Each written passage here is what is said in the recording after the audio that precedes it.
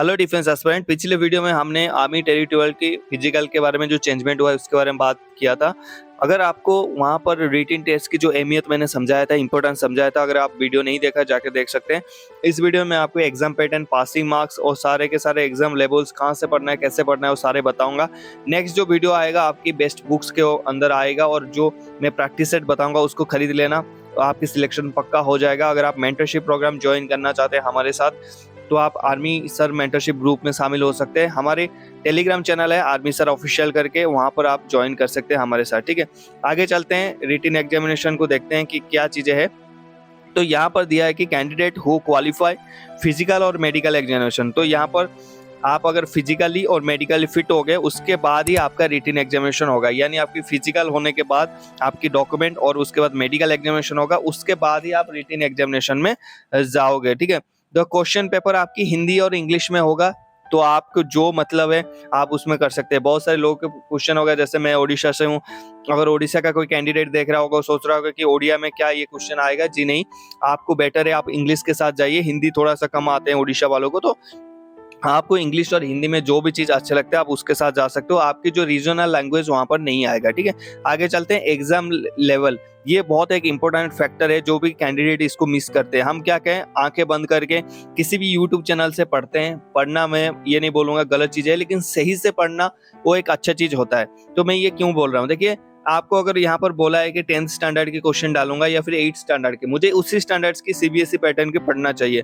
ना कि मुझे 11th 12th की भी पढ़ लूं, तो ये चीजें गलत है। ठीक है, तो यहाँ पर लिखा है the written examination would consist one paper, objective type होगा आपकी, मतलब मल्टीपल क्वेश्चन होंगे, ऑप्शन हो गए 4, आपको उसको सही करना है।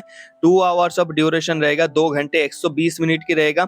मैट्रिकुलेटेड यानी 10th और 8th क्लास से 8th class standard as applicable having following syllabus for CBSE. ठीक है, आपको 8 से लेके 8, 9, 10th तीनों सीबीएसई पैटर्न की बुक पढ़ना है, बाकी कुछ चीजें आपने नहीं पढ़ना है। ठीक है, अब आते हैं soldier general duty and tradesman की बात।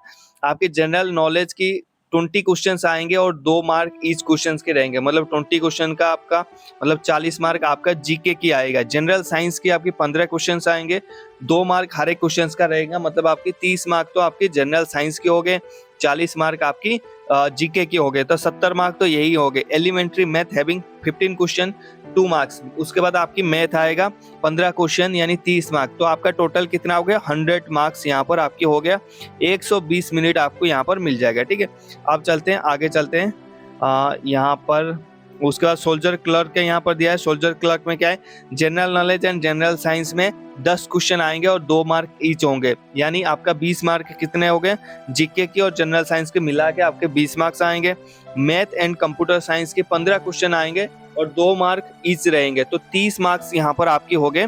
आपकी कंप्यूटर की भी आएंगे और मैथ की भी आएंगे, 30 मार्क ये हो गए, आपकी 20 मार्क ऊपर से हो गया था वो जीके और जनरल साइंस। ठीक है, English having 25 questions of 2 marks. देखिए इंग्लिश आपके कितने इंपॉर्टेंस यहाँ पर है। जनरल इंग्लिश यहाँ पर स्पेसिफिक आपको एक बुक चाहिए इसको क्लियर करने के लिए। अगर आप एक मॉडल पेपर लेके 2-4 पन्ना, 10 पन्ना, 12 पन्ने के पढ़ के अगर सोचोगे कि आर्यंत का पढ़ लिया मेरा सिलेक्शन हो जाएगा, you are a wrong thing, आपकी सिलेक्शन नहीं होगा। Guys please be serious. ठीक है, आपको एक बिल्कुल स्ट्रेटेजिक प्लान चाहिए इसको क्वालिफाई करने के लिए। वो दिन भूल जाइए कि एक बुक आपने पढ़ लिया आर्यंत की और किसी और की, कि आपके सिलेक्शन हो गया वहां पर। ठीक है, तो यहाँ पर 25 क्वेश्चन आपके किसके आएंगे, इंग्लिश के आएंगे। ठीक है, तो 2 मार्क ईच रहेंगे, तो 50 यहाँ पर रहेंगे। ठीक है, 50 मार्क्स आपका यहाँ पर रह गया। There will be no negative marking, तो candidate have to score minimum 32 marks for soldier GD, soldier tradesman and 40 marks for soldier clerk respectively to the pass the examination। अब यहाँ पर बातें आते हैं, देखिए 2 चीज समझना है, यहाँ पर मैं बता रहा हूँ 2 चीज क्या समझना। देखिए आपका 150 मार्क का तो यहाँ पर कितने हो गए आपकी 100 मार्क का आपकी यहाँ पर भी हो गए क्लर्क की। ठीक है, आप एक चीज मैं आपको समझाता हूँ, यहाँ पर दिया है कि 32 मार्क्स आपने सोल्जर जीडी और सोल्जर ट्रेडमैन के लिए आपने रखना है, कितना, पासिंग मार्क्स। ठीक है, लेकिन मैं आपको बताना चाहूंगा यहाँ पर पासिंग मार्क्स का आप काम नहीं चलेगा। देखिए मैं रनिंग कर लिया, मेडिकली पास हो गया, डॉक्यूमेंट ओके, उसके बाद मैंने 32 नंबर लेके आ गया रिटन में, लेकिन दैट इज नॉट मेरे को क्या चाहिए, मेरे को व्हाई आई एम हियर, आप मेरे वीडियोस क्यों देख रहे हो, मैं ये वीडियो क्यों बना रहा हूँ, आप यहाँ पर क्यों हो? क्योंकि आपको एक जॉब चाहिए इंडियन आर्म्ड फोर्सेस में, इंडियन आर्मी में एक जॉब चाहिए। आपको जॉब से मतलब है, आपको मेरिट लिस्ट से मतलब होना चाहिए गाइस। किससे? मेरिट लिस्ट से। मेरिट लिस्ट में आपका नाम होना चाहिए। You can pass physical, you can pass written, but that is not a big thing, not a big deal. आपको लास्ट में, एंड ऑफ द जर्नी, आपकी पूरे जर्नी के लास्ट में एक आपकी गर्लफ्रेंड आपकी क्या पूछेगा, आपको क्या, आपको नौकरी मिला, व्हाट इज योर प्रोफेशन। तो मेन थिंग क्या है, आपके माइंडसेट ये होना चाहिए कि 32 मार्क्स, ये जो 40 मार्क्स आपके माइंड में कभी नहीं डालना। मिनिमम 70% से ऊपर मार्क्स सिक्योर करोगे जीडी में तो आपकी सिलेक्शन होगा। और सेम एज आप 70% से ऊपर अगर मार्क्स रखोगे क्लर्क में, 80% से ऊपर, 80% से ऊपर जाओगे क्लर्क में, तब जाके आपकी सिलेक्शन होगा guys. I am very real, ठीक है, मैं आपको रियल बात, रियलिटी बता रहा हूँ। बाकी मानना नहीं मानना आपकी बात है, मानोगे, पढ़ोगे उसी तरीके से माइंडसेट रखोगे तो आपकी सिलेक्शन हो जाएगा। सिलेक्शन होने के बाद आप अपनी परिवार के साथ, आपकी लाइफ बेटर होगा। मेरा कुछ बेटर नहीं हो जाएगा, ठीक है, मुझे जो इस वीडियो से जो एड्स मिलता है, रेवेन्यू मिलता है, वो मिल जाएगा मुझे, लेकिन आपको वो चीजें नहीं मिलेगा। इसलिए आपके माइंडसेट अगर 32-40 वाला रख लोगे तो कहीं ना कहीं आपके मार्क्स भी उतने ही आएंगे, और मार्क्स उतने आएंगे, आप एग्जाम में पास तो हो जाओगे, but you will not in the merit list. तो मेरिट लिस्ट में नहीं हो तो कहीं भी नहीं हो, ठीक है, ये चीजें ध्यान रखना। यहाँ पर दिया है पासिंग मार्क्स, जनरल ड्यूटी का 32 100 में से, ट्रेड्समैन का 32, जो सोल्जर ट्रेड्समैन 8 क्लास पास है उनके लिए भी 32 है। सोल्जर क्लर्क के लिए आपका 20-20 40 मार्क्स यहाँ पर रखा गया। लेकिन जैसे मैंने आपको बताया कि आपको 100 में से एटलीस्ट आपको कितना रखना है, 75-80% तक क्लर्क का जाएगा कट ऑफ, क्योंकि पोस्ट कम है, ऑल इंडिया वैकेंसीज है। आप लगता है आप समझ गए होंगे। यहाँ पर दिया है कि date of written examination CEE will be communicated at the later stage of all candidate passing physical, medical examination and trade test wherever available। देखिए, जो ट्रेड्समैन की जो ट्रेड टेस्ट होता है ना, वहां पर भी मार्क्स जुड़ता है। जो ट्रेडमैन होता है उसकी फिजिकल, मेडिकल और उसकी जो ट्रेड, ये तीनों को मिला के 50 मार्क की ट्रेड टेस्ट होता है वहां पर। अगर आपने नहीं देखा तो 50 मार्क की ट्रेड टेस्ट होता है, जो भी ट्रेड में वो दे रहा है उसके बारे में उसको पूछते हैं, फिर वो मार्क्स देते हैं, ये भी जुड़ता है।